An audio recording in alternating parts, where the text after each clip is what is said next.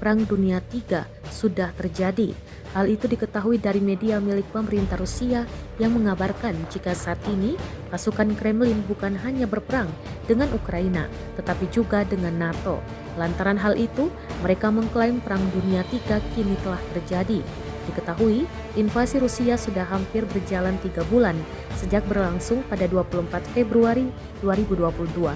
Selama perang berlangsung, negara barat khususnya Inggris dan Amerika Serikat rutin mengirimkan senjata dan peralatan militer kepada Ukraina.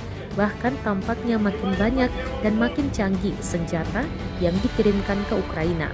Olga Skabeyeva, satu dari beberapa tokoh media pemerintah Rusia, menyebut konflik antara Ukraina dan Rusia telah berkembang sedemikian rupa.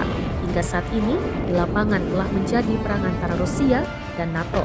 Menurut Skabeyeva, warga sipil Ukraina tak melihat adanya genosida yang dilakukan oleh tentara Rusia.